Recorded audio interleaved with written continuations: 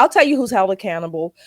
If you were white and if you were a cop and you shot or you hurt someone, those are the times when you are held to the utmost accountability in many of these cities run by Democrats. That's number one. Number two, as far as But here we have in this next clip a Chicago woman talking about how she was attacked recently by a repeat offender. 13 mugshots of Livingston going back to 2012.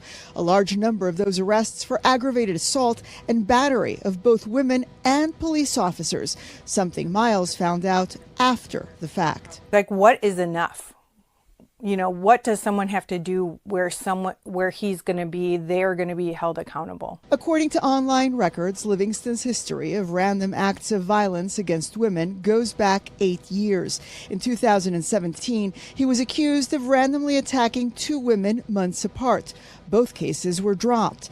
In 2022, Livingston was sentenced to 5 years in prison after prosecutors said he punched and attempted to rob 4 women within 20 minutes in the Loop.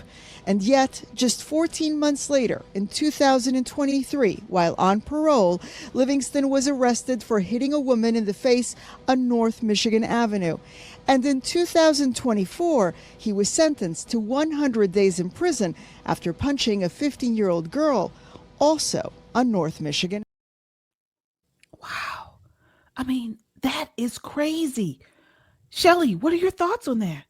I wanted that lady, she said, what are you supposed to do? Or who's held accountable? I forget what she said exactly. I'll tell you who's held accountable. If you were white and if you were a cop and you shot or you hurt someone, those are the times when you are held to the utmost accountability in many of these cities run by Democrats. That's number one. Number two, as far as the desensitization, you know what I've gotten a little desensitized to? I've gotten a little desensitized to Black people whining and saying that they're always the victims and it's always the man who's doing something holding them down. Many of these crimes are committed by Blacks on Blacks, okay?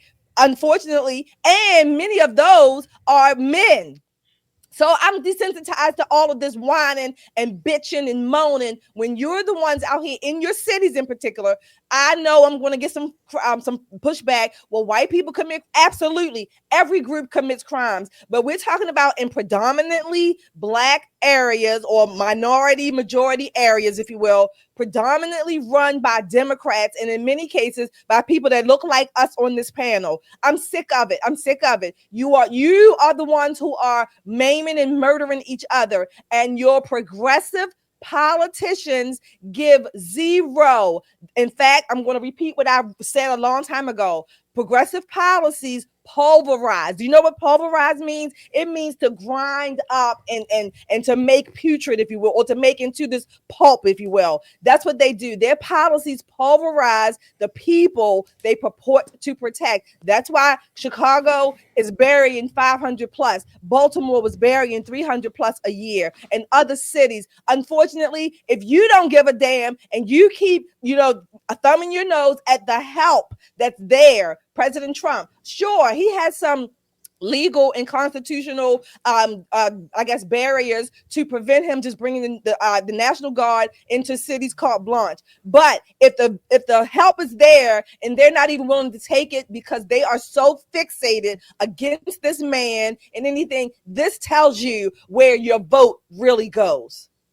Logic. I just don't understand the mindset of Black people in these communities, in these cities, that are thumbing their nose up at President Trump sending in the National Guard. I mean, we saw how it's worked wonders in DC. You see these people complaining every time somebody gets shot or killed or whatever. That's my baby, not my baby. All this type of stuff. And then when President Trump is going to send in the help, they don't want it. What's going on? So this is why we got to bring back shame. My first question is, where are the men that really are standing up and wanting to defend the community, all communities, for that matter?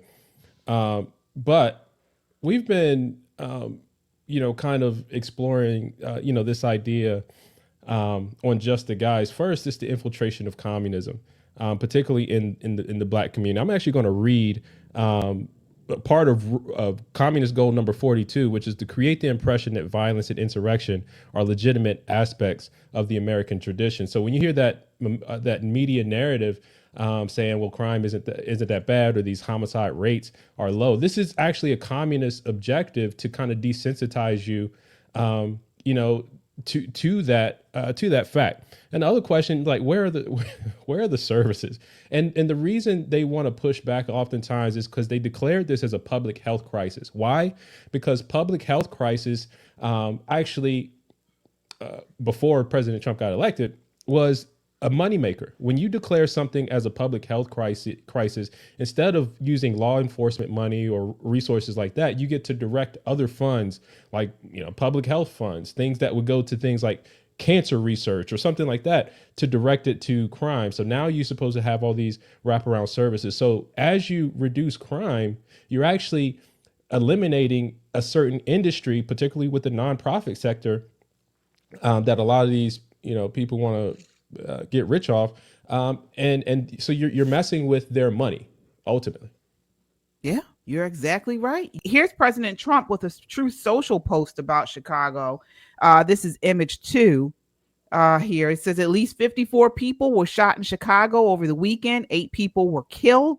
The last 2 weekends were similar. Chicago is the worst and most dangerous city in the world by far.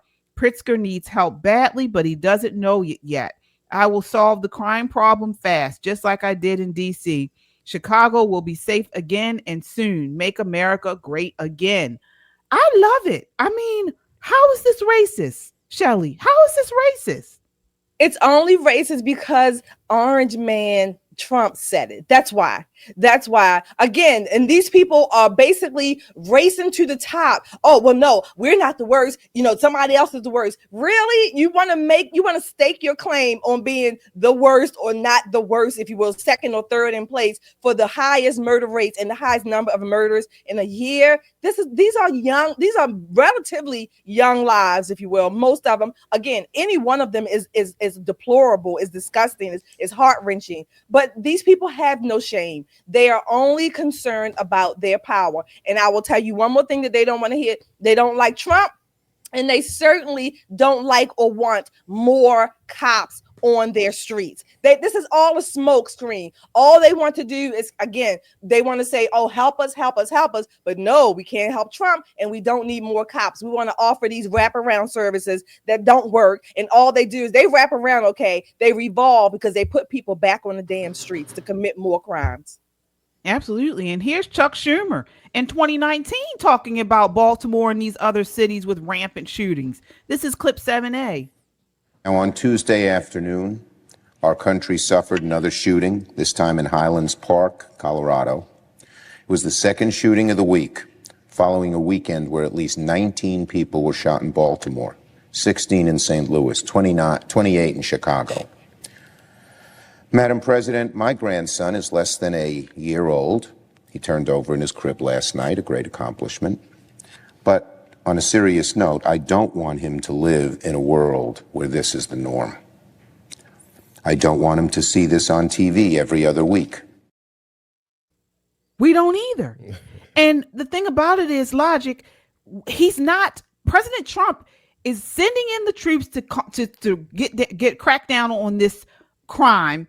And this is saving Black and brown people. So people always say, oh, well, he's sending in troops because this is a Black city. Well, yeah, that's not the reason he's sending them in, but he's saving Black and brown lives too. What about that? I mean, so you got to remember, Harriet Tubman once said, right, I would have freed more slaves if only they knew they were slaves. It's like, don't fix, I don't want you to fix my problem. I want to fix my problem. But one thing that we know is that you can't solve a problem with the same level of thinking that created. But this is nothing new. This is, it's shocking when you start waking up, when you start seeing truth for what it is, but it's nothing new. When the America went through the American Revolution, there were people that still wanted to be under the British crown. When slavery existed, and we're exploring this idea on Just the Guys, there were slaves that wanted to still be slaves, right? I mean, and there's Library of Congress records of those people advocating for slavery. But and what it also shows is that people don't really want freedom in a lot of cases. They just want more comfortable chains, right? And that oftentimes is, well, if the murder rate drops by a little bit, I'm happy. And like the young lady said, like, what is enough? What is enough?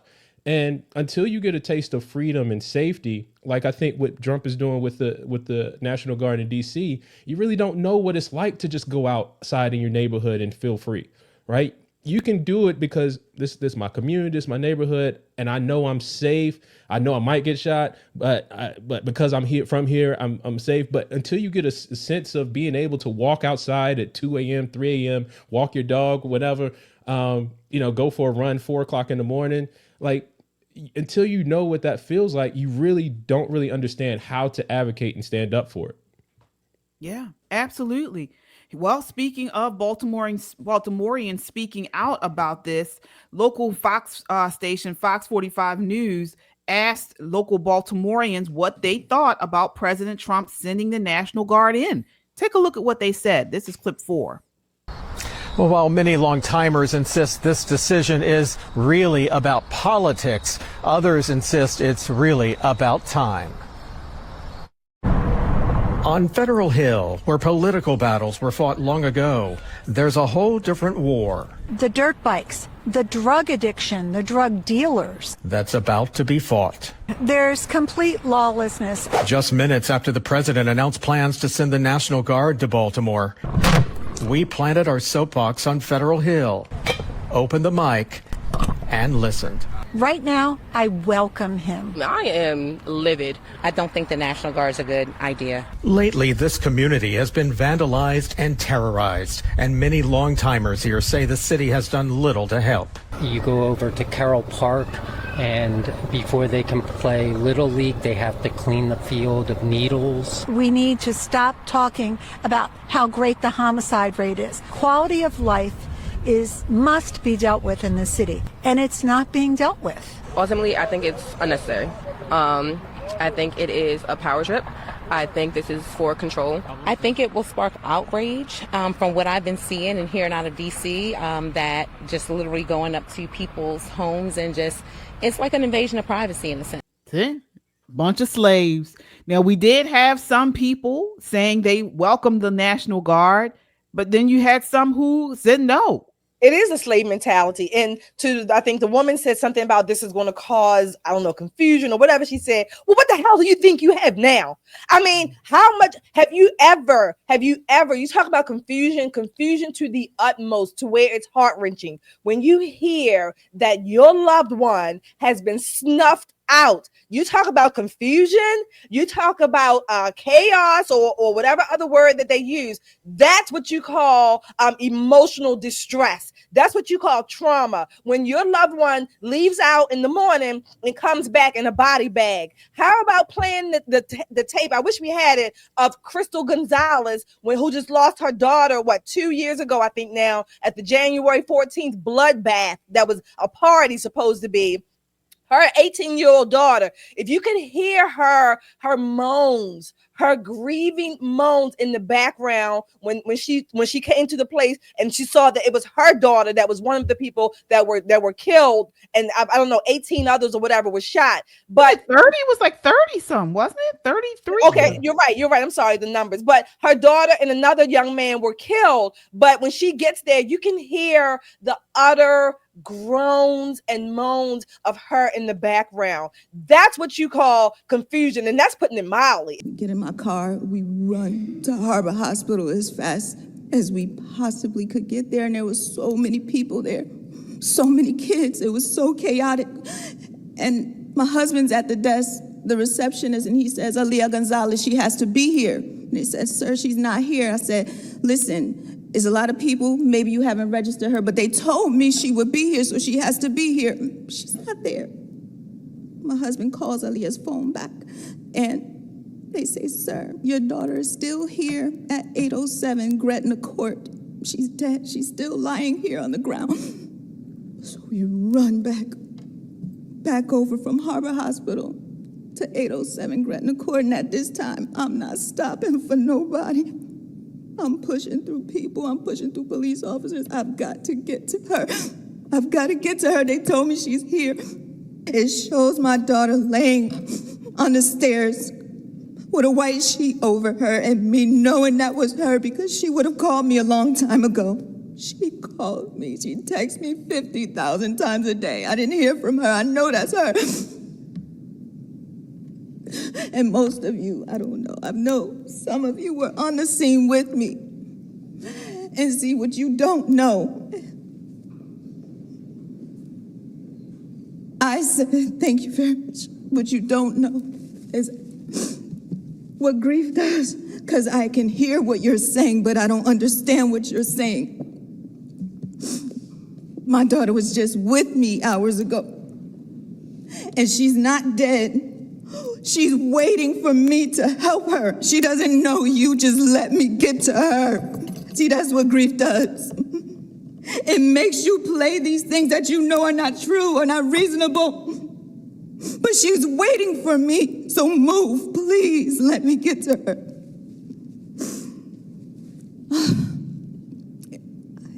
Got on a scene, the police told me we just found out. It's way more than confusion, but I'm just making the point. That's what you call, not safe or stirring up. Okay, fine. If you don't want the National Guard here to come and help you, then why are you people, Carroll Park, wherever else across the country, why are you not demanding on City Hall or whatever that your mayors, Brandon Johnson and J.B. Pritzker, yes. Why are you not demanding that these people use your tax dollars and resources and talk about quality of life? You don't want to do that for whatever reason. You feel comfortable and placated. That's all they're doing. They are pimping you. They are screwing you. They are burying your loved ones. Yeah. You saw the video, Logic. How is this even something people feel? I don't even, how some situations or some issues, you see the other side. I don't see it in this situation. Mm-hmm. Only way I can say I can understand people not wanting the National Guard to come in is for a long-term situation. I get that. But I mean, we are in a critical time, a critical situation right now. Yep. This is level 11 emergency. And instead of waiting for systems to get put in place and things, there needs to be some type of mechanism or issue like the National Guard tool to send them out, stop the high crime for a period of time, and then work in long-term goals of keeping the crime down. But I don't understand people who are resisting this. Well, first off, people are accustomed to a slow-moving government, and what Trump has accomplished in the first 6-7 months flies in the face that government has to move slow. So people, especially civically uneducated people, are freaking out because they only get their information from what they see on TV or from hearsay. I mean, you saw the young lady saying they're showing up at people's houses and it's an invasion of privacy. Where did you get that from, right? When you talk to these people in D.C., that's not the message at all. So she probably got her home girl or something, brother, sister, cousin on the phone. And yeah, girl, they invading privacy out here.